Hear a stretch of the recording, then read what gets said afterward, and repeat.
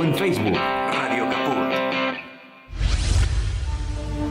Un programa en ascenso. Bote a tierra. Con la conducción de Gonzalo Quintas y Carlos Seriani. Bote a tierra. Viernes de 20 a 22 horas. En Caput. ¿Sabe lo que pasa? Acá le está fallando el engranaje. Si usted no le pone un poquitito de Radio Caput, el engranaje va a seguir fallando. ¿Radio? Caput. ¡Ah, sí! Si quieres ver un paraíso, solo mira a tu alrededor y velo. Radio Caput. Desde el lugar de las utopías. Radiocaput.com. Estás conectado. Estás en Caput.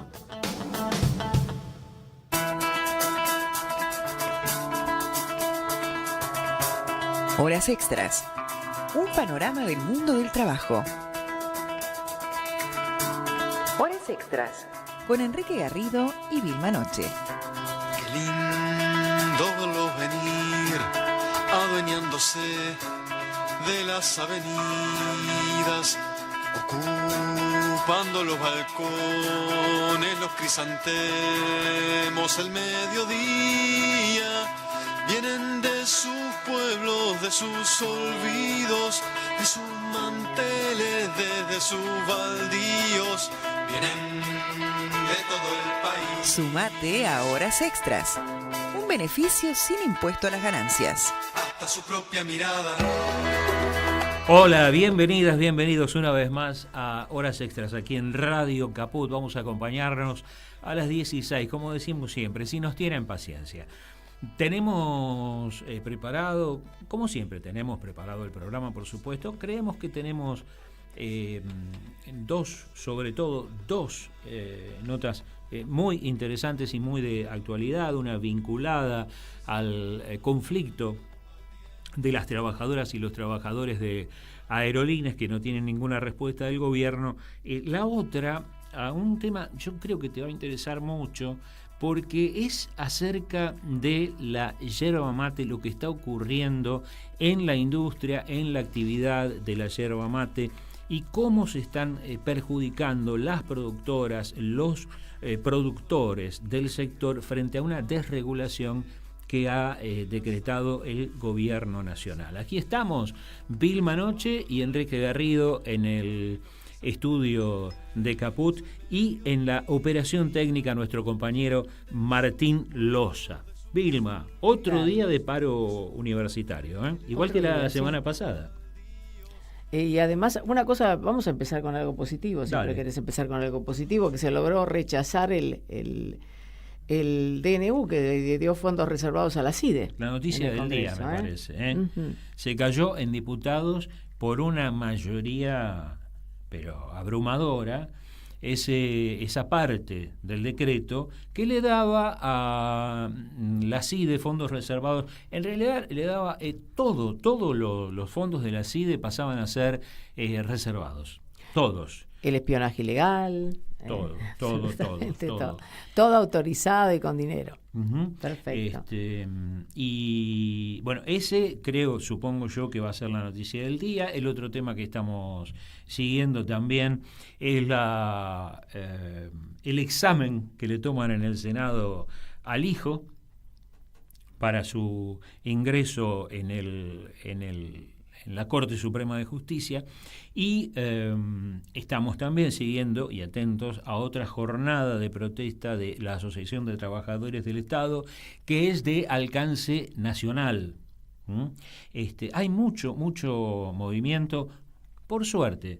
Me parece que se están despertando. Espero que se despierten aquellas personas, dirigentes, que son los que más deberían estar al pie del cañón, porque, por ejemplo, este paro universitario que se extiende, este conflicto que se extiende sin que haya una respuesta del gobierno, insistimos con esto, nada de esto es un error.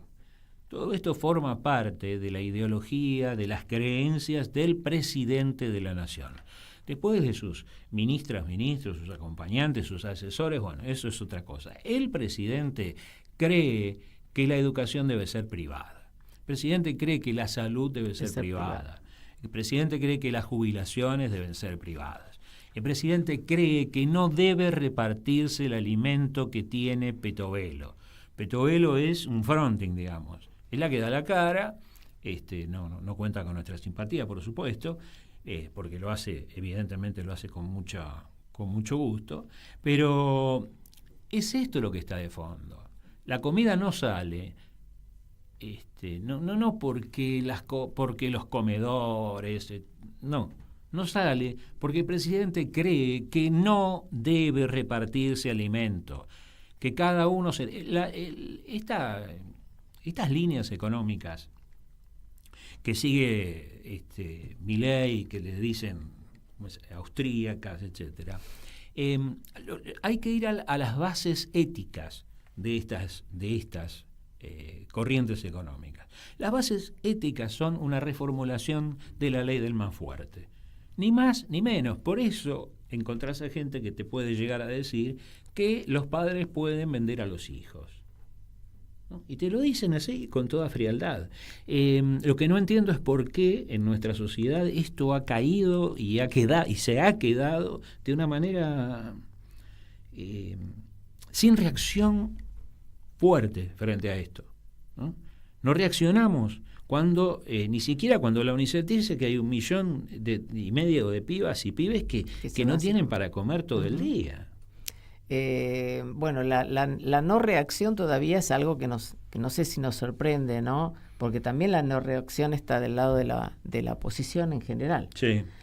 Vos decías, por suerte hay movimiento, y te referías a los movimientos las organizaciones que están representando trabajadores. Claro. Porque movimiento, si es por el gobierno, nos da todo el tiempo. Yo vengo acá una vez por semana y me parece que con toda la información que uno da la sensación que no sé, que hace un siglo, porque las semanas duran muchísimo. Ellos no paran. Sí, no paran, no se dan. Bueno, es una forma también de mantenernos todo el tiempo ocupados y siempre teniendo un frente nuevo de confrontación, que es lo que pienso que le pasa también a las organizaciones sindicales. Lo entendemos un poco menos en el caso de la oposición, ¿no? Porque, bueno, hoy hemos tenido una buena respuesta que hemos visto en el Congreso, pero en otras ocasiones, a veces por unas diferencias que no han sido tan importantes, hay algunos legisladores que no estaban presentes y uno se pregunta por qué, ¿no? Es decir, como que hay temas que se dan por perdidos. Y bueno, y no vamos a hacer una generalización, pero está complicado, ¿no? El tema por ese lado, porque además el primer rechazo de la gente es cuando escucha que siguen enganchados a una cláusula por la que se aumentan los salarios, ¿no? Claro, mañana hablan sobre eso en el Senado. Y bueno, eso sí, sigue sosteniendo de alguna forma aquel discurso con el que este gobierno llegó llega al gobierno, iba a decir, llega al poder, ¿no? Precisamente por una cuestión de rechazo, con la cuestión de la casta, etcétera, etcétera, que después nos demuestran totalmente lo contrario, ¿no? Pero es como que se siguen sosteniendo de algunas cosas y se le da manija, y digámoslo, y siempre a través de los grandes medios, de las corporaciones mediáticas, que sin eso sería imposible. Yo lo que sí quiero agradecer, ya que hablamos de organizaciones, hablemos de una organización como APTRA, que si hay algo incomprensible es esta asociación de periodistas radiales y televisivos que le han dado el Martín Fierro digital el año pasado, cosa que en su momento la verdad que se me perdió un poco a mí, ¿no? En noviembre del año pasado, porque era un Martín Fierro nuevo, que es ¿cómo se llama? Al streaming, era la TV sindical, en realidad, a la TV digital. Sí. Estaba hablando del sindicalismo, porque la TV digital, algo así, ¿no? Digitales se llama, Martín Fierro Digital. Bueno, el año pasado lo había ganado Manuel Adorni, y este año el Gordo Dan. Explícame eso, por el amor de Dios, y decime por qué estamos como estamos, ¿no? Porque a lo del premio ya como mucho. O sea, que un periodista gráfico, radial, televisivo, esté apoyando una cosa así, es escandaloso. Un mamarracho. Es escandaloso, porque estamos hablando del espectáculo, muchos premios al espectáculo, pero también estamos hablando de premios a la cultura, porque muchos son programas culturales, los que se han premiado siempre, y gente con trayectoria. Podemos discutir si nos parece, no, siempre han sido injustos, pero esto ya es un escándalo de proporciones terribles, y yo creo que eso baja todas las cosas, ¿no? Porque si ahora la comunicación, ya sabemos que la comunicación es del gobierno, es por Twitter, pero avalar que un señor que no es nada más que un organizador de redes tenga un premio, un Martín Fierro en la mano, el señor ese se llevó un Martín Fierro. Sí. Interesante con lo que de Brasil significa, con Twitter, ¿no? Con sí, X. Sí. Bueno, alguna medida de este tipo en una sociedad normal hay que tomar, ¿no? El país tiene que defenderse de una red fascista. No sé cuál será la solución. Yo no entiendo demasiado de esto, pero que aparezcan otras redes, evidentemente. Sí. Bueno, no es tan fácil tampoco. No, claro. Otro golpe fuerte para el gobierno esta semana, también ayer fue, cayó la intención del gobierno de Milei de quedarse con la bicameral de inteligencia. La oposición se puso de acuerdo y la bicameral de inteligencia quedó a cargo de Martín Lustó, seguido por Leopoldo Moró. Enseguida vamos a ocuparnos del asunto de aerolíneas, muy importante, y quiero resaltar el hecho de que vos vas, nosotros estuvimos mirando la conferencia de prensa de las trabajadoras y los trabajadores de aerolíneas. Te impresiona mucho la solvencia con la que hablan sobre el tema. Vos me dirás, y bueno, pero así tienen... No, pues, los funcionarios que hoy están a cargo de aerolíneas, los vimos transpirar en el Congreso de la Nación para contestar 2 preguntas, ¿no? En cambio, vos te encontrás con los dirigentes sindicales y tienen un conocimiento profundo de la actividad, no solo en la Argentina, sino en todo el mundo. Bueno, en ningún organismo ha aparecido ningún conocimiento profundo de ninguno de los funcionarios nombrados, y hablaban precisamente de eso, dieron algunos ejemplos claros. Sí. ¿Te parece que hacemos una pausita y nos metemos en este tema? No sé si vamos a hacer pausitas, si vamos a hablar. Ya ¿sí? Creo que estamos en condiciones de hablar, ¿cierto? Sí, porque estamos en comunicación con Juan Pablo Massieri, que es el secretario de prensa de APLA, la Asociación de Pilotos de Líneas Aéreas, que por supuesto cuyo secretario general estaba en la conferencia de prensa. Massieri, muchas gracias por atendernos. Aquí estamos Vilma Noche y Enrique Garrido. Vilma y Enrique. ¿Qué tal, Vilma y Enrique? ¿Cómo están? Buenas tardes. Bien, gracias. Bueno, interesados en este asunto porque si bien el gobierno se ha encontrado con el impedimento de ir directamente a una privatización de aerolíneas, lo que está haciendo, usted lo va a decir mejor que nosotros o nos va a corregir si hace falta, es el intento de vaciarla de tal modo que, hoy lo decía alguno de los representantes sindicales, ¿no? Que las trabajadoras y trabajadores terminen pidiendo por favor que se la privatice. Sí, hubo una conferencia de prensa reciente en la que participaron los secretarios generales de prácticamente de todos los sectores del aeronáutico. Sí. Y es común la problemática que tenemos en las distintas áreas de la empresa Aerolíneas Argentinas, dado que hay una decisión tomada por parte de los ejecutivos, por parte de la administración de aerolíneas, de reducir no solamente la dotación de trabajadores, sino también la dotación de flota, achicamiento de rutas, supresión de trabajos de mantenimiento. Entonces, me refiero en el trabajo a terceros, ¿no? Uh-huh.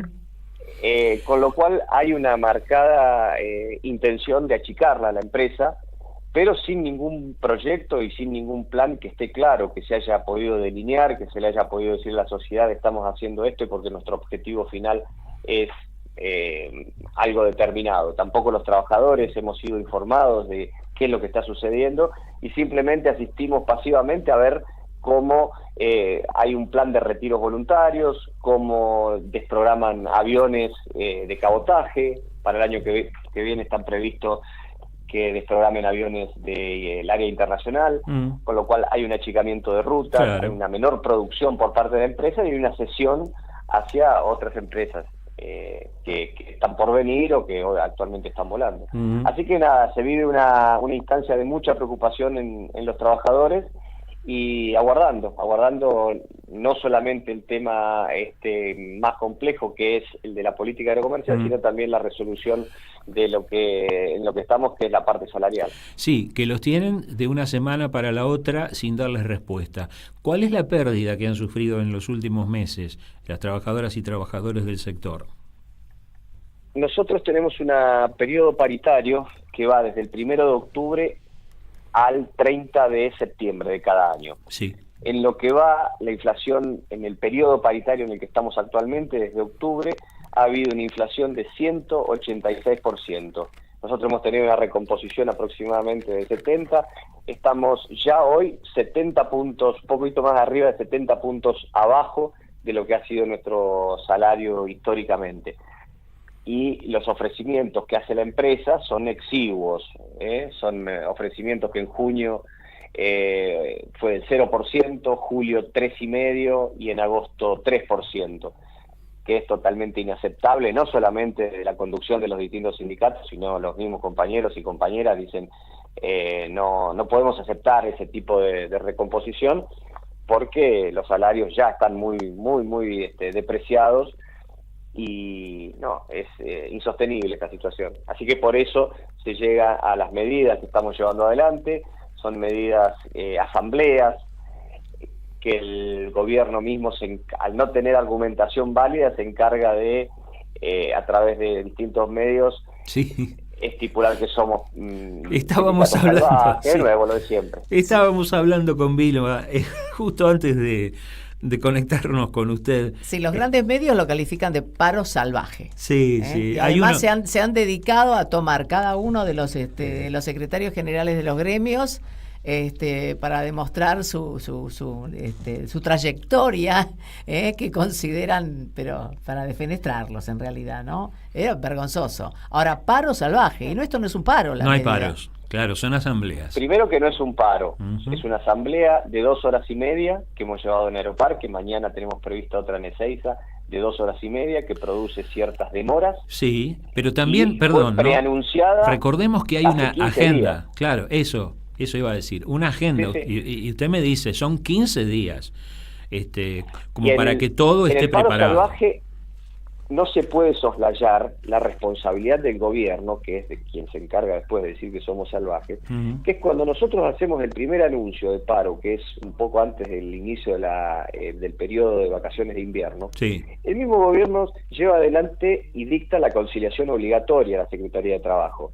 Bueno, en el periodo que duró la conciliación obligatoria, que son 10 días hábiles más 5 más que se agregaron, no nos convocaron nunca a esa cartera a negociar y a tratar de trabajar como árbitros con el objetivo de destrabar el conflicto. O sea, no nos convocaron nunca. Entonces ahora que no nos convocaron y que preanunciamos medidas anticipadas, realmente son medidas que son menores, intentan desvirtuarla llamándonos paro salvaje. Salvaje es otra cosa que sabemos muy bien lo que está pasando hoy, con el hambre de los chicos, con la imposibilidad de los adultos mayores de comprar sus medicamentos. Ahí hay gran parte de salvajismo. Más ir en esta intención de la desregulación total, ¿no? Y estábamos hablando de la mano paralelamente los medios informando. ¿Pasa lo mismo con lo que sucede con las otras empresas, como por ejemplo las low cost, cuando tienen un accidente? Porque también sería bueno que se informara del lado de ustedes, ¿no? También qué es lo que está pasando en esas situaciones. Sí, la decisión desregulatoria que tiene el gobierno tiene que ver exclusivamente con un pedido de los fondos de inversión, principalmente, que hoy son los que tienen el monopolio de la industria aerocomercial y que utilizan a la misma para hacer negocios financieros mucho más que productivos. Y en ese sentido cooptan a los gobiernos y los gobiernos actúan en consecuencia. Entonces hoy hay una entrega de soberanía, que nosotros le llamamos, que no es un término romántico que nosotros usamos, es realmente lo que está pasando, porque el control sobre las empresas que van a venir a volar no está en manos de nuestro Estado. Pueden venir a volar cualquier empresa de cualquier lugar del mundo sin los controles que por ahí tienen en nuestro país, sin una política protectiva laboral con los trabajadores argentinos. Y eso son muy pocos países en los que pasa. Uno los escucha muchas veces a referentes de este gobierno hablar de Estados Unidos como un ejemplo. Bueno, hay que intentar entrar en Estados Unidos con una empresa extranjera a ver si lo dejan volar, con trabajadores extranjeros, con capitales extranjeros. Hay una política protectiva del trabajo en Estados Unidos. Bueno, eso es lo que no está pasando en Argentina, y se conecta con esto de achicar, de quitarle fondos a Aerolíneas Argentinas, justamente para transferir todos esos recursos técnicos que tiene Aerolíneas, pues son gente muy bien preparada, son personas que han venido teniendo instrucción y con estándares operacionales muy altos, que seguramente van a terminar trabajando en otras empresas. Y, por ejemplo, los escuchábamos en la conferencia de prensa hablar de situaciones graves, y las hemos conocido durante el verano, que han sucedido precisamente con empresas como estas, ¿no? Que no tienen ningún control. Bueno, eso que está pasando. Yo no tengo nada en contra de la empresa Flybondi, por ejemplo, ni en contra de sus trabajadores, que muchas veces son víctimas, pero vemos lo que pasa cotidianamente con esta empresa. Son cancelaciones de 6, 8 vuelos por día. Y esto, más allá de lo que se genera en los aeropuertos, la realidad es que muestra cuál es el interés que tienen este tipo de empresas. Venden pasajes en una economía como la nuestra, con una inflación galopante, venden pasajes con una anticipación de 6, 7 meses, luego lo cancelan, le devuelven el dinero al pasajero que compró ese ticket totalmente devaluado, porque no es que le hacen una indexación por inflación, y no pasa absolutamente nada. Entonces el pasajero estuvo 6 meses sin ese dinero, lo utilizó la empresa, cuando finalmente tiene que cumplir, no cumple, le devuelven el dinero y trabajó durante 6, 7 meses de ese dinero, después lo saca en lo que se llama el contado con liqui y sale en dólar al exterior y deprimen todo el mercado nacional. Y el pasajero no vuelve a comprar al mismo precio, además. No, y el pasajero después tiene que pasar a otra empresa que seguramente le va a cobrar más, pierde la reserva que tenía de hotel, la reserva que tenía de auto, o lo que tenía que previsto hacer. Entonces, cuando nosotros decimos que las víctimas, aparte de los trabajadores, son los usuarios ante este tipo de políticas. Por eso es necesario entender lo que implican este tipo de políticas, meternos de lleno en un análisis profundo de la política aerocomercial que se quiere llevar adelante, y ver de qué manera se puede revertir. Nosotros estamos dando la lucha, tenemos un plan de acción determinado que tiene que ver justamente con todo esto. Desde el punto de vista salarial, da la sensación de que el gobierno quisiera aplicar la misma política que aplica, en algún sentido, con otros sectores, que es impedirles que recuperen lo perdido y empezar a aumentarles de acuerdo con la inflación de este mes, por ejemplo. Sí, es lo que han venido haciendo sistemáticamente. Nosotros, por ejemplo, cuando empezamos la negociación con este gobierno, yo tengo acá en los papeles, en noviembre de 2023 hubo una inflación del 12.8. El INDEC es esto, es oficial. Y diciembre de 2023, 25.4.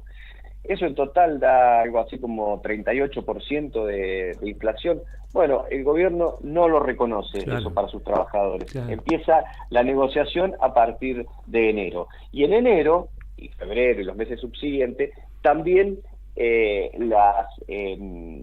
los acuerdos parciales que hemos venido teniendo nunca han equiparado la inflación de esos meses. Entonces, lentamente vamos perdiendo, se va depreciando nuestro salario, que es lo mismo que le va a pasar, o que le está pasando a muchos miles de trabajadores en Argentina. Y que creo que hay que salir a justamente tener un plan de acción para tratar de evitarlo todo esto. Malcieri, ¿cómo interpretaron ustedes que el gobierno decidió eliminar la obligación de que volaran por Argentina, ¿no? Los funcionarios, por Aerolíneas Argentinas, perdón, los funcionarios? Y también el Banco Nación, etcétera. Son empresas estatales. es parte de una entrega generalizada que han tomado por delante. Yo hablaba hoy de que los fondos de inversión cooptan a algunos gobiernos y les exigen que tengan políticas que justamente sean políticas beneficiosas con los intereses que esos fondos tienen. En el caso concreto de la industria aerocomercial, los fondos como Elliott Management, BlackRock, conocidos claramente por nosotros, son quienes hoy tienen el monopolio de la industria aerocomercial. Lo mismo pasa en otras industrias, las industrias del petróleo, las industrias hoteleras, y son los que exigen a estos gobiernos que la facturación o la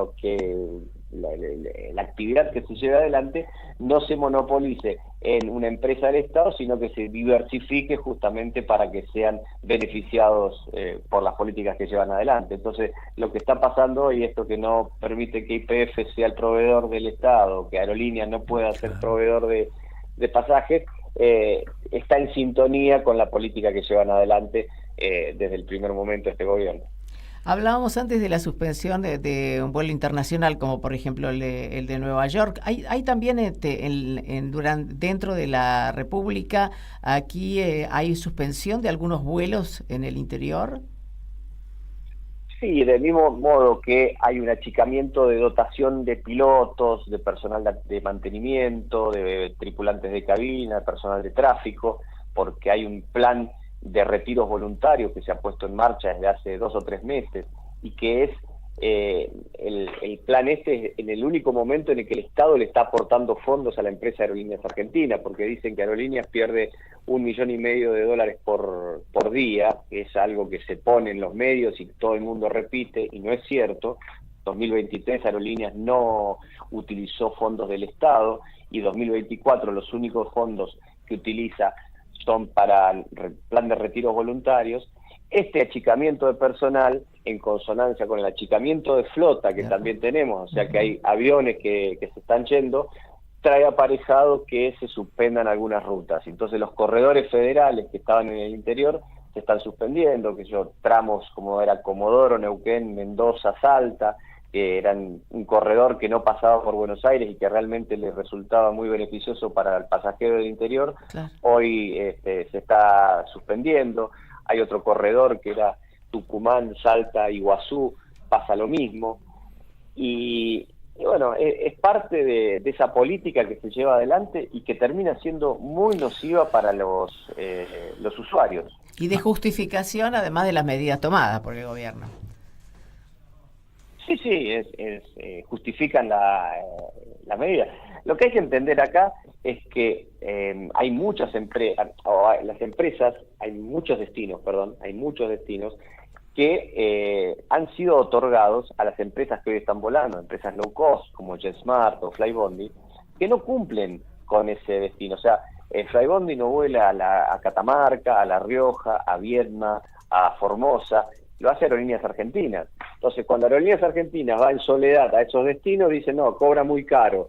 Después se quejan porque en realidad dice que tiene pérdidas. Entonces no hay nunca algo que le cierre a todo el mundo. Siempre tienen alguna crítica para hacer. Y la realidad es que si Aerolíneas no va a esos destinos, la desconexión es un hecho, ¿no?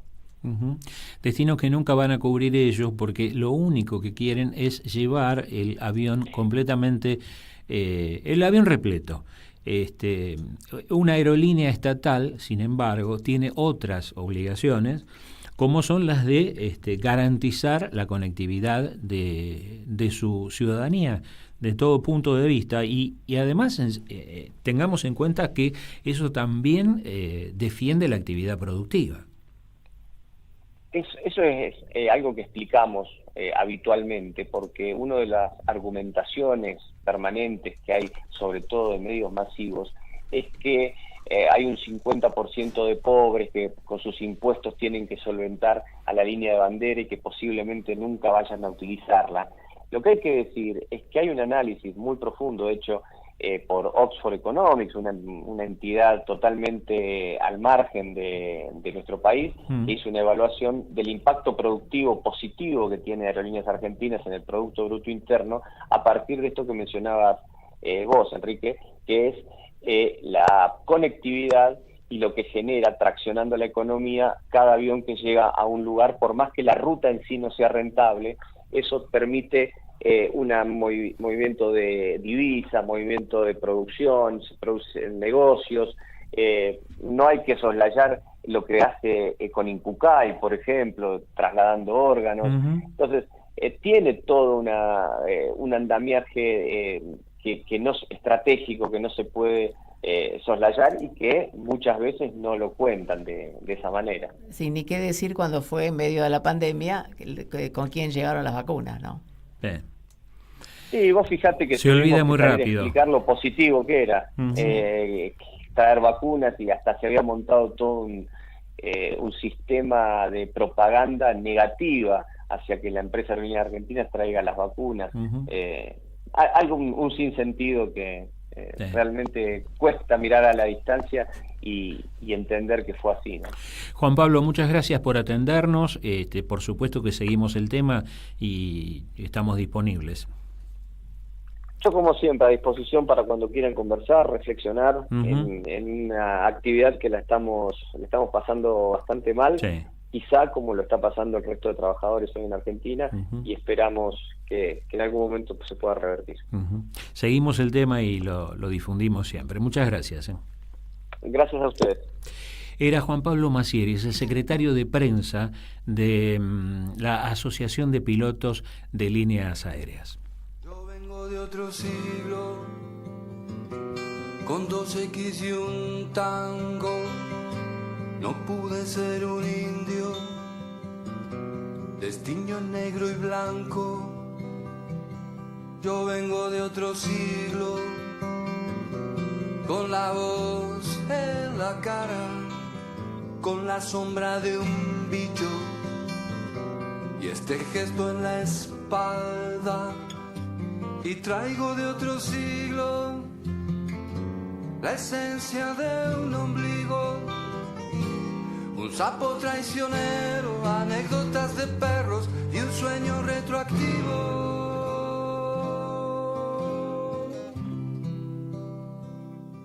Yo vengo de otro siglo, con un poco de todo, solo y sin acomodo, empuño moneditas y corro colectivos. Arrastro de otro siglo cierto autoritarismo, enojo prepotente y machismo, aunque en forma decreciente. Y traigo de otro siglo baranda de fomentos, querosen, eucaliptus, azufre, linimento, chicles y ceniceros. Y traigo de otro siglo mi suerte capicúa, y abajo de la púa fritura de vinilo. Alejandro del Prado es este tema, es lindo, Linda lo vamos canción. a escuchar de nuevo, yo vengo de otro siglo, sí. Además hermano de un integrante de Radio Caput. Ajá, así es. Pariente, casi pariente lo tenemos, mira.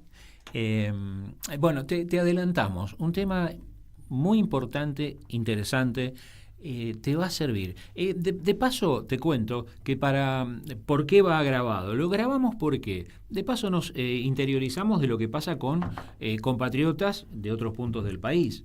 Bueno, hasta las 5:30 de la mañana nuestro entrevistado tiene señal, Sí. ¿cierto? A las 5:30, entre las 5:30 y las 6, se va a la chacra. Ahí no hay más señal hasta las 6 de la tarde, que puede volver a una zona donde haya señal. Eso hizo que termináramos grabando la nota. No era posible, por ejemplo, sacarlo con nosotros en vivo. La escuchamos.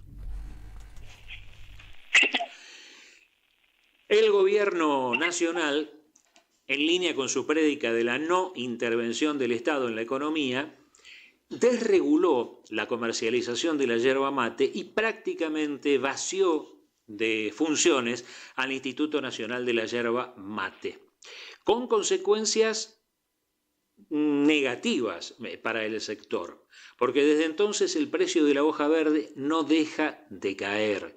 No es por casualidad, no es un fenómeno natural que caiga el precio. Hay graves consecuencias, ustedes seguramente recordarán, y si no se los cuento, hace pocos días hubo productores de Misiones aquí en la ciudad de Buenos Aires, con sus tractores para visibilizar la difícil situación por la que atraviesa. Uno de ellos era Hugo Sand, es un conocido referente de la producción yerbatera de Misiones, particularmente de Oberá, Asociación de Productores Agropecuarios de Misiones, y con él estamos hablando ahora. Muchas gracias por atendernos, señor Sand. ¿Qué tal? Muy buenas tardes, gracias por esta comunicación. Bueno, buenas tardes. Bueno, revisando un poco lo que hace uno generalmente antes de hablar con las personas con las que tiene previsto hablar, me encuentro con que usted es cónsul honorario de Finlandia en Oberá, provincia de Misiones, centro-sur de la provincia de Misiones. Sí, bueno, sí, es correcto. Mis abuelos paternos, mi abuelito paterno vino con 5 años, con su papá, de Finlandia, un lugar que se llama Oravainen, cerca del Polo Norte ya, y bueno, se vinieron en 1906 con aproximadamente 100 inmigrantes finlandeses, la gran mayoría de ellos varones, vinieron a formar una nueva patria, ¿no? Uh-huh. A crear un nuevo patio, ¿sí? Y Oberá se caracteriza precisamente por ser una ciudad de gran inmigración, también sueca. También sueca, sí. Los primeros que llegaron a esta zona que se llama Yerbal Viejo, se llamaba Yerbal Viejo, sí, en el centro de la provincia de Misiones, fueron los franceses, pero no hubo ningún asentamiento. Ajá. Recién en 1912, el 24 de diciembre, se instala Kjellsten, que fue un inmigrante sueco, y él sí se radicó y quedó en forma permanente en una zona que se llama Villas Svea. Svea es hace alusión a Suecia, al lugar de donde ellos venían, ¿no? Ah. Pero también hay rusos, hay polacos, ucranianos, japoneses, sirios, libaneses, españoles, italianos. O sea, es un crisol de razas y entre todos se conforma una asociación, una federación de colectividades, y ahora a partir del 4 de septiembre, que es el Día Nacional del Inmigrante, se inician una serie de recitales, de conciertos, de música. Es una fiesta gastronómica muy importante porque cada colectividad presenta sus platos, sus bebidas, sus danzas, sus trajes típicos. También se hacen los distintos juegos de cada colectividad, ¿no es cierto? Así que es muy, muy interesante la unión y la fraternidad con que se vive en esta zona. Me imagino el colorido, debe ser impresionante. Pero ¿y cómo fue que se dedicaron a esta actividad, la de la producción de yerba mate? Claro, los inmigrantes conocían el café, conocían el té, y cuando llegan a la provincia de Misiones se encuentran con el mate, ¿no? Sí. Ya en la República Argentina se conocía, se tomaba mate mucho tiempo antes, pero ellos conocen recién acá. Y bueno, y resulta ser que Marcelo T. Alvear, cuando era presidente de la República, ya por el año 1920 y pico, sí, por un decreto presidencial obliga a los inmigrantes a que planten el 25 al 50% de sus chacras con yerba mate, ¿sí? O sea, era un cultivo estratégico para que los inmigrantes permanezcan en la tierra. La yerba se importaba generalmente de Brasil y de Paraguay, de Brasil fundamentalmente, ¿sí? Ocurre que que cuando estos yerbales comienzan a entrar en producción, la yerba es un árbol silvestre de la selva paranaense, ¿sí? Sí. Tarda 4, 5 a 6 años en entrar en producción. Estamos hablando a mediados de 1930 ya, casi 10 años después, era tanta la producción de yerba mate nacional que abastecía los mercados ya, ¿sí? Entonces comenzaron los conflictos con los importadores y exportadores. Se exportaba trigo a Brasil en ese momento y se importaba yerba. Ajá. Con la yerba nacional, la yerba misionera comenzaba a competir los intereses de los grandes exportadores de los puertos de Rosario, Buenos Aires, comienzan los conflictos. Y ocurrió un hecho muy grave el 15 de marzo de 1936 que se conoce con el nombre de la masacre de Oberá, porque los colonos en ese momento organizan una marcha. Sí. Y la policía los espera y mata a los varones, viola a las mujeres, o sea, una historia muy triste. Un horror. De la represión, claro, de las movilizaciones de los colonos, ¿no? Así que es una larga historia, muy rica, muy interesante, todo lo que ha ocurrido con los productores yerbateros, fundamentalmente en esta zona, ¿no? Sí. También los tabacaleros tienen con muchos problemas porque son las grandes empresas transnacionales las que fijan los precios y bueno, no siempre cumplen con lo prometido, ¿no? Sí. Fíjese que cuando me hablaba de Marcelo de Alvear, enseguida pensé que estábamos hablando, o mejor dicho, usted estaba hablando de planificación estatal. Justamente lo que ahora se quiere eliminar de la Argentina. Vamos a lo nuestro, en verdad, a lo suyo, en verdad, que es el grave problema que tienen a partir de la... Fíjese que en la década del 30 sí.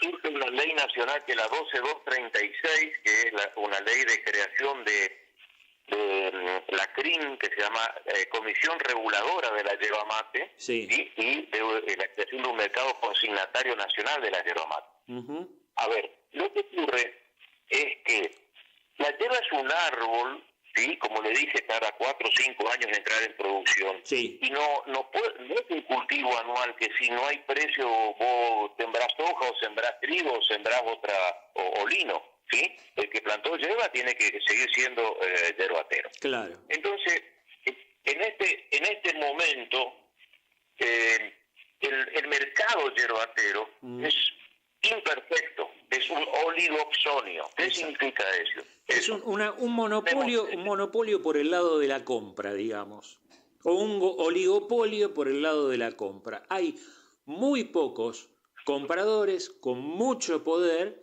que obligan a los productores y productoras a venderles. Están obligados. Claro, pero no existe la competencia entre los compradores. Claro. ¿Sí? Lo que sería correcto es que los compradores compitan para mejorar darle un mejor precio al vendedor, que serían los colonos.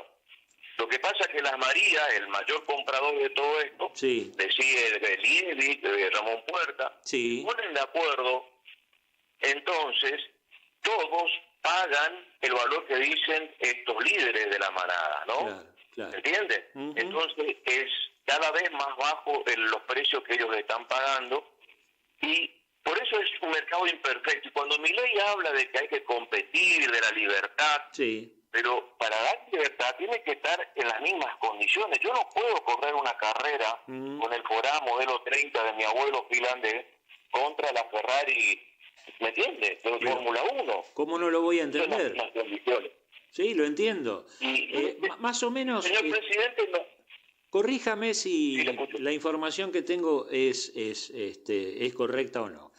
Son pocos molinos que concentran prácticamente el 100% de la producción. ¿Uno de ellos es probable que concentre el 80%? No, el tema es así. Sí. De los 3 molinos que le nombré, sí. tienen el 60%. Ajá. Entre La María y Liebig tienen el 50%, sí. Y si le suman al establecimiento de Puerta, estamos en el 60%. Ajá. El resto, hay aproximadamente 100 molinos, pero que no mueven la aguja. Todos responden a los precios que ponen estos monstruos, ¿sí? Ajá. Ese es el gravísimo problema. Por eso es que cuando, volviendo un poquito para atrás, Sí. Menem, cuando asume el poder, destruye la CRIM, el mercado consignatario, Sí. ¿sí? Porque también hablaba de libertad y de competencia, etcétera, Sí. y los precios cayeron estrepitosamente. Ujú. Eso estamos hablando fines de la década del 90. Ujú. En el 2001 hicimos una serie de tractorazos, rodeamos la Casa de Gobierno en Posadas, en el 2002 nuevamente, y se logró la creación del Instituto Nacional de la Yerba Mate, ¿sí? Ujú. Que tiene por objetivo dar un marco legal a la creación o a la formación de un precio de la materia prima. El precio debe contemplar los costos laborales, previsionales y lógicamente un margen de utilidad para el colono, ¿no? Claro. Veníamos bien estas últimas 2 décadas, los precios se cumplían, a veces muy bien, a veces más o menos, a veces no tanto, pero siempre acompañó la inflación y le dio bienestar a 13.000 productores y a 15.000 familias de obreros rurales, ¿no? Sí. En estos últimos 7 meses, en que Milei destruyó a través de un DNU de necesidad y de urgencia, no tiene absolutamente nada, destruyó todo este marco legal y los precios cayeron. Pero todo esto es un proyecto político muy bien diseñado, porque actúa sobre la materia prima, ¿sí? Sí. Para que el colono se descapitalice, Sí. los jóvenes migren a las villas miserias de las grandes ciudades, no puedan estudiar, los obreros rurales también, y luego el viejito se enferma y la viejita, ¿qué hace? Vende la chacra, pero no le vende al colono a su vecino, porque está tan descapitalizado como él. Se quedan con la tierra. A los capitalistas, a los grandes empresarios, ¿me entiendes? Sí, finalmente se quedan con la tierra. Viene con la tierra. Pero no solamente con la tierra o por la tierra, viene por el agua dulce del acuífero guaraní que está debajo de nuestras chacras.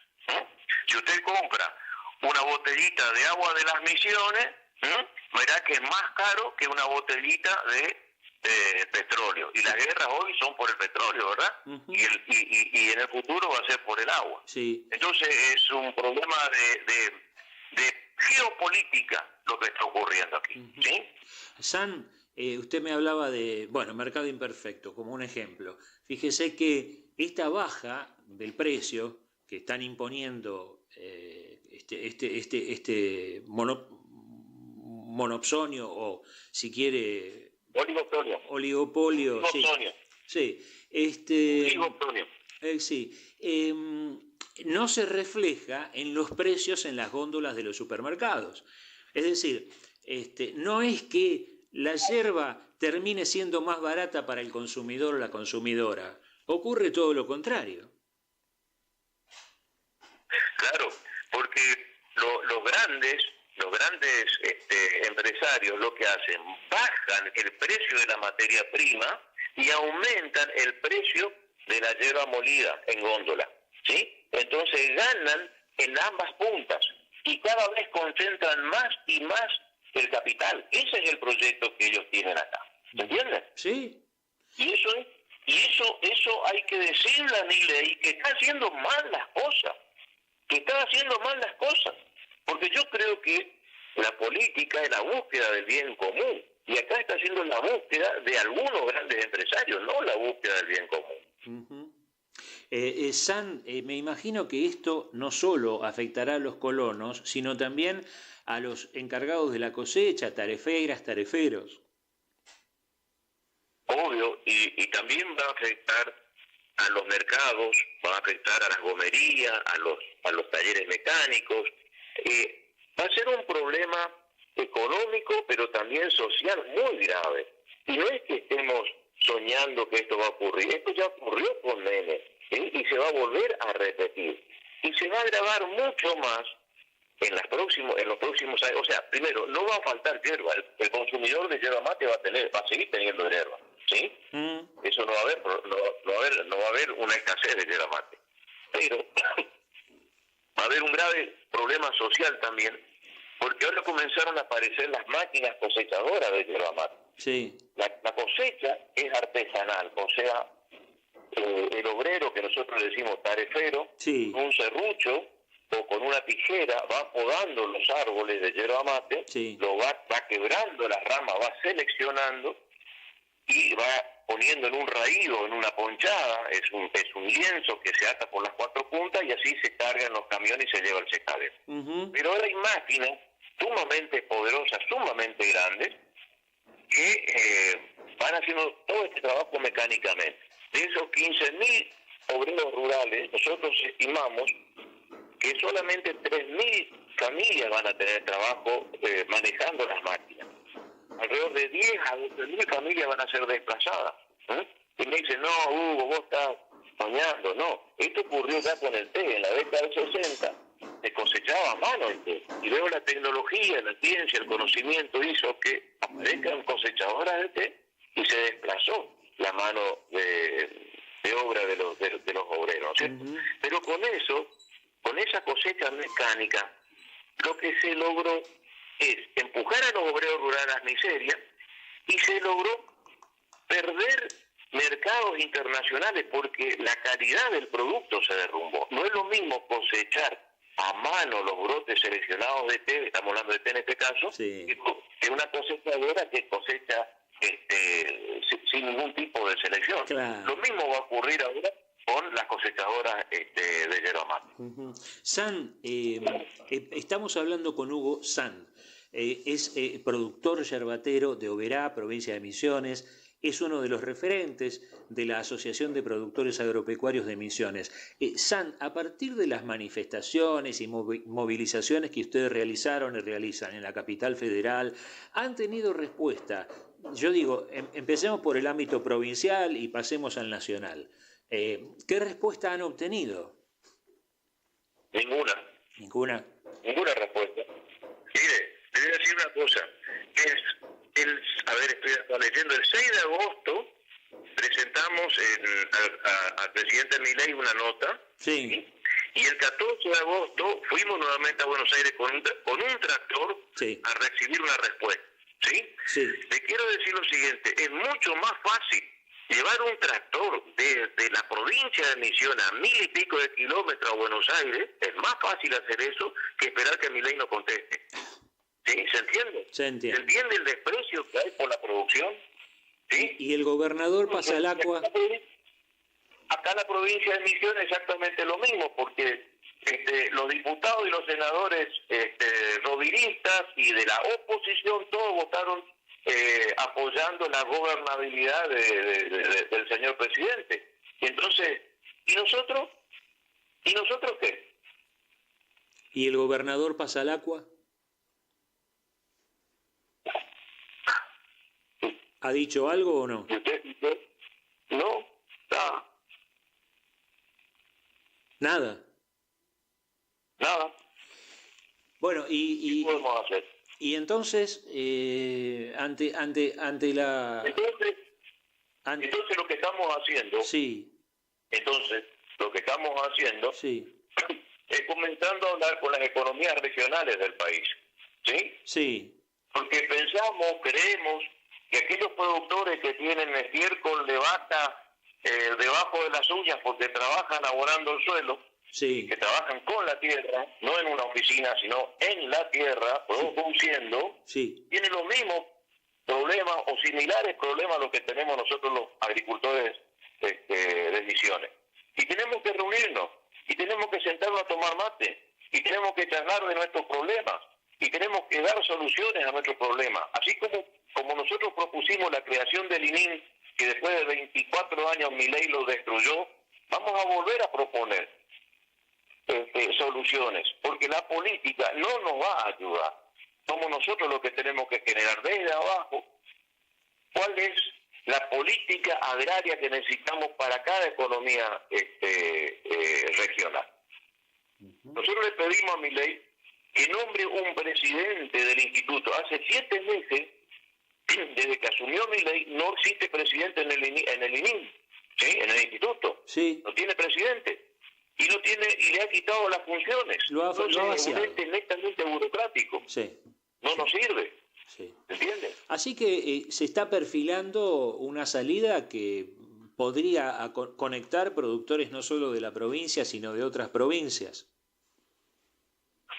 Bueno, es nuestro anhelo comenzar a hacer contacto con otras entidades extraprovinciales, comenzar a dialogar. De hecho, el 4 de septiembre vamos a estar por Buenos Aires. Ya tenemos previstas algunas reuniones con algunas entidades. Hay otra persona que está a cargo de este diálogo, y bueno, ahí vamos a encontrarnos para comenzar a dialogar, en principio, dialogar y ver cómo podemos avanzar en esto, ¿no? Porque si nos quedamos quietos, nos vamos a descapitalizar totalmente y se viene por nuestra tierra. Entonces, antes de que esto ocurra, creo que tenemos que agarrar y decir, bueno, es un monstruo grande y pisa fuerte, pero a mí no me gusta que me pisa fuerte. San, ha sido clarísimo, nosotros estamos atentos a estas reuniones en septiembre, cuenten con nosotros, pásennos la información, volveremos a hablar cuando sea necesario. Muchísimas gracias y un gran abrazo. Bueno, igualmente, Hugo San, ¿sí? De Oberá Misiones, productor yerbatero, referente de la Asociación de Productores Agropecuarios de la provincia de Misiones.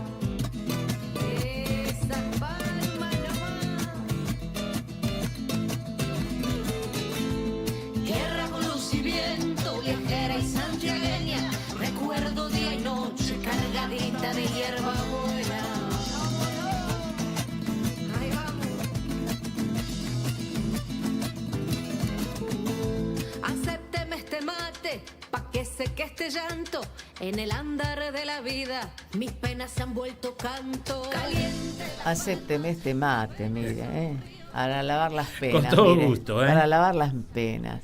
Y acépteme este mate que nos vamos yendo casi, ¿no? Sí. Tuvimos bastante ya. No se están viendo por la pantalla, así que no puedo decir que nos vamos tomando mate.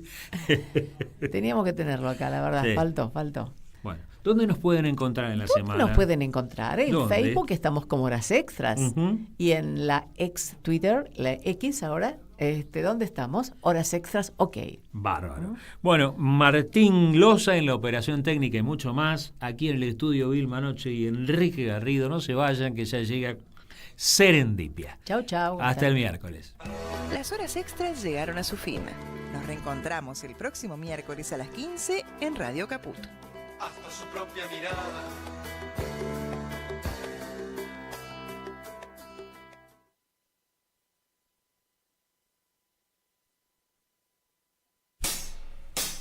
¡Ah, sí! Si quieres ver un paraíso, solo mira a tu alrededor y velo. Radio Caput. Desde el lugar de las utopías. Manda un mensaje de WhatsApp al 11 3205 8813. Infosiberia. Las noticias en tu celular. Manda un mensaje de WhatsApp y recibilo gratis todas las mañanas. Infosiberia. Las noticias en tu celular. En Caput Quiero contarles un poco que pasa en Radio Caput. pasan cosas. Y cuando uno entra, todos te esperan con una sonrisa. La pecera se llena de gente. Esa radio te sonríe. Es una radio que enseña, porque para mí la radio tiene que ver con eso, con lo que se transmite. Todo es sonrisa, todo es amor. Es una radio hecha con muchas ganas de hacer las cosas bien, ¿no? No sé si llamarlo un premio. Me parece que es un lazo entre la radio y las madres. Un lazo de amor, un lazo de comprensión, que es lo que a uno le hace falta para vivir. Radio Caput. Así que Radio Caput, a todos, a los compañeros, a los chicos, a todos. Les prometo que hasta el último día de mi vida, mientras pueda respirar y aunque sea caminar unos pasos, voy a seguir en esta lucha para ustedes, por ustedes. Gracias. Esas cosas. Mándanos un WhatsApp. ¿Qué? ¿En qué momento? 11 65 16 44 46. ¿Sí? No le gustó. Yo le dije de a 2, pero... ¿Eh? ¿Va de nuevo? ¿O querés que lo digo de a 1? Ok. Mándanos un WhatsApp. 11 6516 4446. Ahora sí se decir don. Basta usunandam. ¿Qué? Me perdí.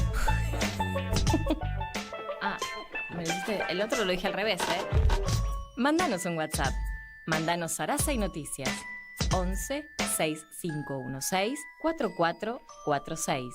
Mándanos un WhatsApp. Radiocaput.com. Mientras todos duermen, algo muy extraño ocurre en los laboratorios químicos RX. Seguinos en Twitter, @Radio Caput, o en Facebook, Radio Caput.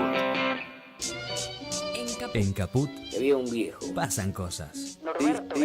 Dice así.